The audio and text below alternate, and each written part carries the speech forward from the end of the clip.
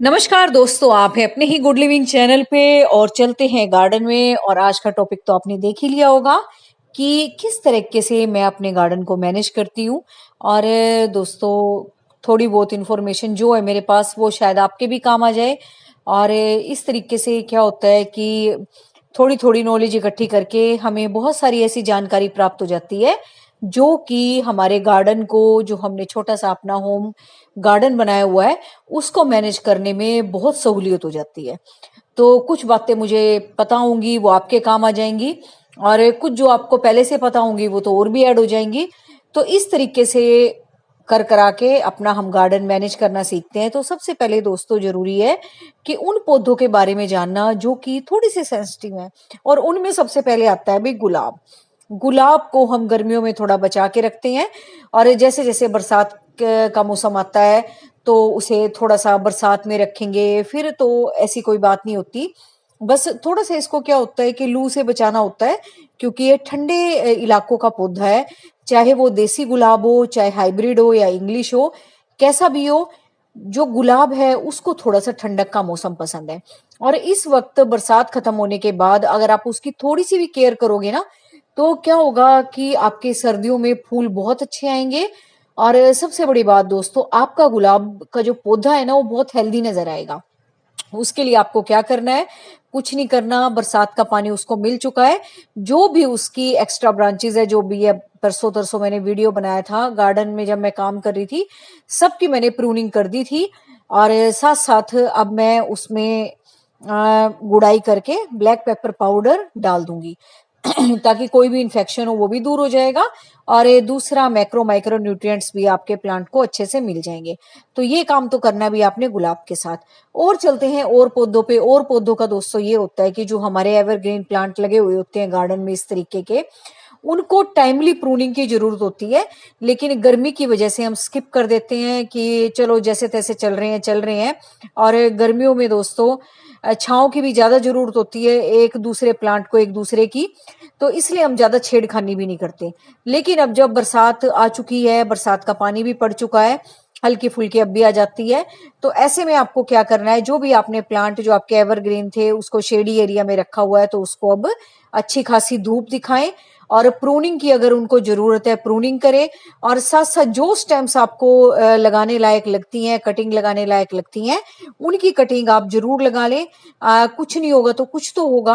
मतलब अगर आप थोड़ी सी कटिंग लगाते हैं, कुछ मर जाएंगी, कुछ हो जाएंगी, लेकिन आपके घर बैठे बहुत सुंदर सुंदर प्लांट तैयार हो जाएंगे। और इस तरीके के दोस्तों बहुत सारे हमारे एवरग्रीन पौधे हैं, कुछ में फूल आते हैं, कुछ में नहीं आते हैं, वो ऐसे ही चलते रहते हैं। तो उनकी भी कटिंग आप इस मौसम में बड़े आराम से लगा सकते हो। कुछ के जो पप्स हैं उनको डिवाइड कर सकते हो, कुछ की कटिंग्स लगा सकते हो। जैसे कि ये छोटे छोटे प्लांट है, इनको अलग अलग भी कर सकते हो, ज्यादा फैल गए हैं तो ये, और उनसे आप नए प्लांट बना सकते हो। और जिसकी भी दोस्तों आप कटिंग करते हो, उससे तो आप प्लांट तैयार करोगे करोगे, लेकिन जो आपके नीचे नीचे जमीन में जो हमारे पौधे तैयार होते रहते हैं, उनको भी आप डिवाइड कर करके अलग अलग लगा सकते हो। और ऐसे ही दोस्तों मैं करती रहती हूँ। जो भी छोटा मोटा काम मुझे लगता है गार्डन में, और डेली करने से क्या होता है ना कि एक साथ सारा प्रेशर भी नहीं पड़ता। कई बार हम बहुत दिन तक गार्डन छेड़ते नहीं है, और फिर एक साथ ही सोचते हैं सारा का सारा साफ कर दें। तो उस साफ के चक्कर में बहुत सारी ऐसी हमारी चीजें हैं जो निकल जाती हैं। जैसा कि हम कटिंग उगा सकते हैं डेली में, एक दो प्लांट की भी हम प्रूनिंग करेंगे तो उसकी कटिंग साथ साथ उगा लेंगे। अगर आप एक साथ इतना सारा गार्डन मैनेज करोगे तो फिर आप मैनेज करने में ही थक जाओगे, और जो चीजें गार्डन में से निकलेंगी उन पे आपका ध्यान देखो बिल्कुल नहीं जाएगा। ये मैंने भी करके देख रखा है। और चलो मैं रख लेती हूँ उठा के, लेकिन कई बार ऐसा होता है फिर हम सारा का सारा वेस्ट समझ के उसको बाहर ही फिकवा देते हैं। उनमें से हम अच्छी चीजें निकाल ही नहीं पाते। और दोस्तों, गार्डन की प्रूनिंग के साथ साथ जो भी मटेरियल आपका गार्डन से निकलता है वो बिल्कुल भी वेस्ट नहीं होता, उसको आपने बिल्कुल नहीं फेंकना है। और जो कटिंग निकलते हैं उनको आप उसी टाइम भी ना लगाओ तो आप क्या कर सकते हो? आप पानी में डिप करके रख सकते हो। और जो आपके फूल पौधे झड़ते हैं, डेली जो फूल स्पेंट हो जाते हैं या लीव्स जो येलो हो जाते हैं, उनको भी आप एक जगह इकट्ठा करते रहें, वो आपको नए प्लांट लगाने के काम आ जाते हैं। और इस तरह के दोस्तों घर में बहुत सारे डब्बे पड़े होते हैं हमारे प्लास्टिक के और वेस्ट मटेरियल के, थर्माकोल की कई बार पैकिंग आ जाती है, उनमें भी आप प्लांट लगा लगा के और भी ज्यादा अपने गार्डन को मैनेज कर सकते हो। कोई भी चीज आपके घर में फेंकने लायक नहीं होती। और भले ही आप डेकोरेशन के लिए कितने ही गमले रख लो, लेकिन जिसको दोस्तों गार्डनिंग का शौक होता है ना, उसके लिए सारे के सारे गमले कम ही पड़ते हैं। कितने भी उस बंदे के घर में गमले रखे हो, कुछ ना कुछ उसको जरूर मिल जाता है डेली लगाने के लिए, या ऐसी चीजें ग्रो करने के लिए जो कि एकदम से गार्डन से निकली हैं और हम सोचते हैं कहाँ लगाएं हम। तो इस तरीके से अगर आप वेस्ट मटेरियल को भी गार्डन में यूज करते हो, तो नए नए प्लांट्स आप बड़े आराम से बना सकते हो। और बहुत सारी ऐसी चीजें आप घर से वेस्ट के रूप में निकाल के गार्डनिंग में ऐड कर सकते हो, जिससे कि आपका गार्डन भी मैनेज होगा, वेस्ट भी मैनेज होगा। और दूसरा, जो हमारा वेस्ट मटेरियल गार्डन से निकलता है, फूल पौधे पत्ते वत्ते, तो उसको भी आप नए प्लांट्स बनाने में यूज कर सकते हो। तो अब देखो, घर में से कोई भी चीज हमारे वेस्ट नहीं गई। और थर्ड बात दोस्तों, चाय सबके घर में देखो पी जाती है। आप बार बार पूछते रहते हो कौन सी कंपोस्ट डालें, हमें कुछ नहीं मिल रहा, ये है वो है। तो भी देखो, चाय तो पीते ही है सबके घर में। वो नहीं पीते होंगे तो ग्रीन टी पीते होंगे, लेमन टी पीते होंगे। तो जो भी आप टी बैग या आप चाय जो भी बनाते हो, उसकी जो लेफ्ट ओवर टी होती है वो डेली निकलती है, डेली, है ना। उसको भी आप वॉश करके अपने प्लांट्स में डाल सकते हो, जो कि आपके फूल खिलाने में भी मदद करेंगे। जिन प्लांट्स में फूल नहीं खिलते, नेचुरल इंस्टेंट कंपोस्ट का काम करता है वो। और दूसरा, आपके सोयल को थोड़ा सा एसिडिक बनाता है, क्योंकि कई बार ऐसा होता है ना, पानी जो हम देते हैं घर से, उसमें वो इतना एल्कलाइन होता है कि हमारी सोयल में वो ताकत ही नहीं रहती फूल खिलाने के लिए, जो कि फूल खिलाने के लिए थोड़ी सी एसिडिक सॉइल होना जरूरी है। और जो हमारी चाय पत्ती निकलती हैं, वो धीरे धीरे सॉइल को बहुत मॉडरेट अमाउंट में एसिडिक बनाती है, जिससे कि हमारे फूल खूब खिलते हैं। और इस तरीके से दोस्तों बहुत सारी ऐसे छोटी छोटी कटिंग्स हमारे गार्डन से डेली निकलती हैं। क्योंकि इस तरह के जो पौधे आप देख रहे हो, इनको मैनेज करना भी बहुत जरूरी होता है, क्योंकि ये बहुत तेजी से फैलते भी हैं। और आपको भी लगता है कि अब इसकी साफ सफाई होनी जरूरी है, तो इन कटिंग्स को भी आप नए नए प्लांट बनाने में यूज कर सकते हो। और कुछ पौधे तो भाई ऐसे हैं जिनको कि आपको कुछ भी मैनेज नहीं करना, हल्की सी कटाई छटाई करो और उनके सीड पोड गिर गिर के अपने आप से ही प्लांट बन जाते हैं। जैसे सदाबहार हो गए, मैक्सिकन पेटूनिया हो गए, इनको तो मैं कभी नहीं उगाती। हाँ, कई बार इसकी कटाई छटाई करती हूँ, जैसे मैंने परसों तरसों लगा के दिखाई थी। तब क्या करती हूँ, तब मैं इनको लगा देती हूँ अलग अलग डब्बों में, ताकि नए प्लांट भी होते रहें। और वैसे भी दोस्तों, इनके बीज झड़ झड़ के नेचुरली नए प्लांट उगते रहते हैं गार्डन में। लेकिन वही बात है, जितनी गार्डन में ग्रीनरी हो उतनी कमी लगती है। जिसको गार्डनिंग का शौक होता है उसका यही रहता है कि और ज्यादा हरियाली हो, और ज्यादा हरियाली हो। तो इसी तरीके से दोस्तों मैं ये कटिंग से प्लांट तैयार करती रहती हूँ। और ये जितने भी आप अब प्लांट देख रहे हो, सब कटिंग से तैयार हुए हुए हैं। और जब इनमें फूल खिलते हैं, आपकी कटिंग चलती है, तो आपकी खुशी एक नेक्स्ट लेवल पे होती है, बहुत बड़ी खुशी होती है वो, जिससे आपका माइंड भी रिलैक्स होता है। आप साइकोलॉजिकली बहुत कॉन्फिडेंशियल हो जाते हैं हर मामले में, क्योंकि जब आप घर से शुरुआत करते हैं और छोटी छोटी चीजों में आप पॉजिटिव रिजल्ट देखते हैं ना, तो आपको लगता है कि हर चीज को मैं बड़े आराम से मैनेज कर सकता हूँ या कर सकती हूँ।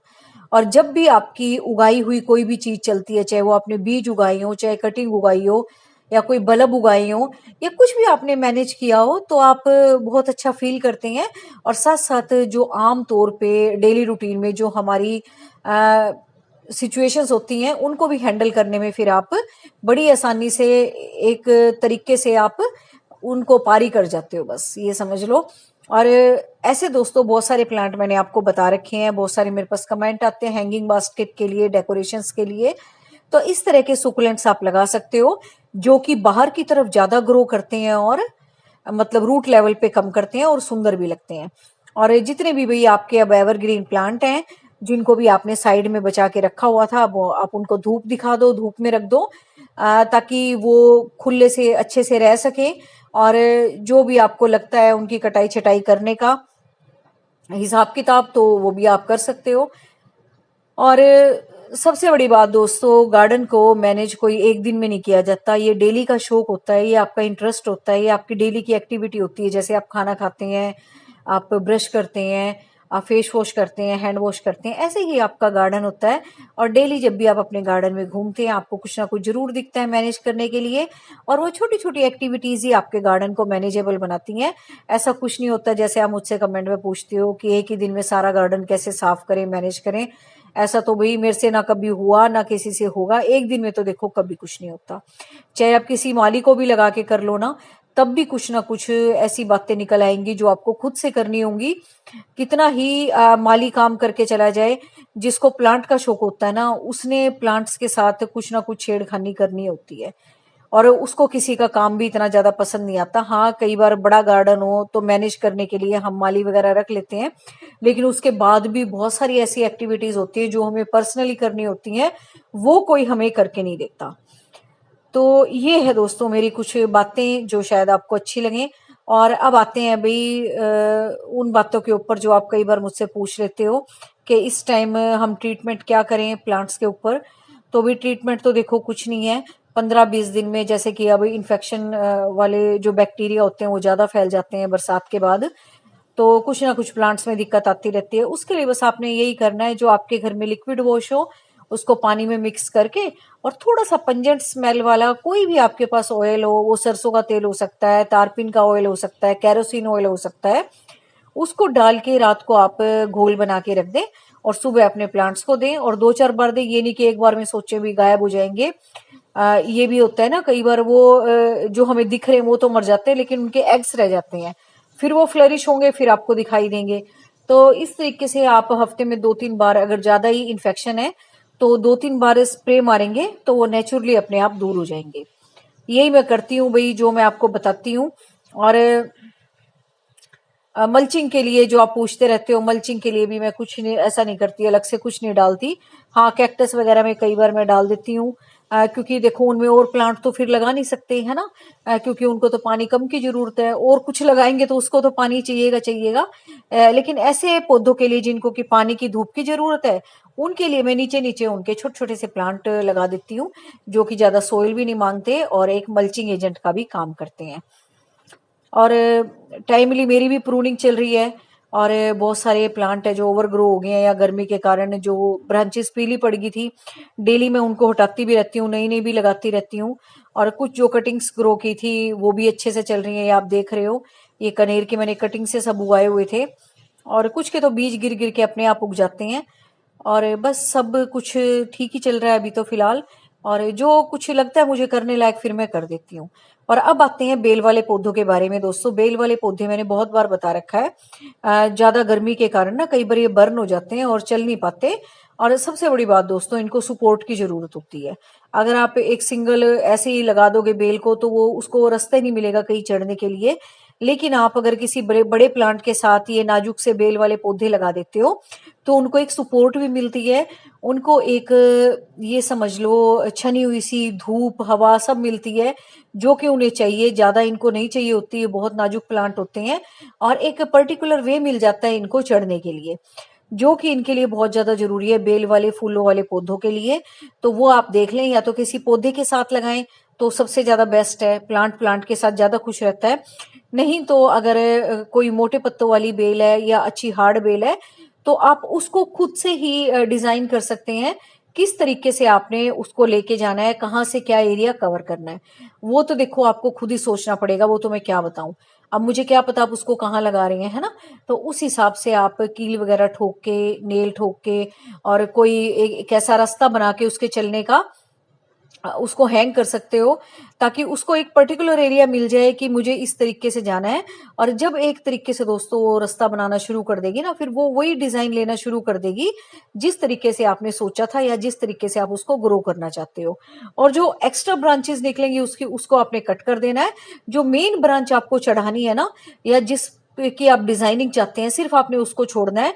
अगर मल्टीपल ब्रांचेस निकलेंगी तो उनको कट कर दें, उनसे नई ब्रांच नए प्लांट्स बनाने के लिए उन ब्रांचेस का यूज कर लें, और जो भी आप प्रूनिंग के बाद कटिंग्स निकालते हैं उनको भी नए प्लांट बनाने के लिए ग्रो कर लें। लेकिन जो बेल वाले पौधे हैं ना, उनकी एक्स्ट्रा ब्रांचेस निकाल के आप मेन ब्रांच को छोड़ दें, ताकि आगे जाके वो जहां आपने डिजाइन देना है वहां अच्छे से फैल सके। तो यही अभी मेरी डेली की एक्टिविटीज, जो कि कटिंग निकलती रहती है मैं उनको उगाती रहती हूँ। तो बस इसी तरीके से मैनेज करती हूँ अपने गार्डन को। तो अच्छा लगे तो वीडियो जरूर लाइक करना, और बस जिसको अच्छा लगता है उसको शेयर कर दिया करो अपने साथ साथ। तो मिलते हैं नेक्स्ट वीडियो में। Thank you very much. Take care of you and your plants.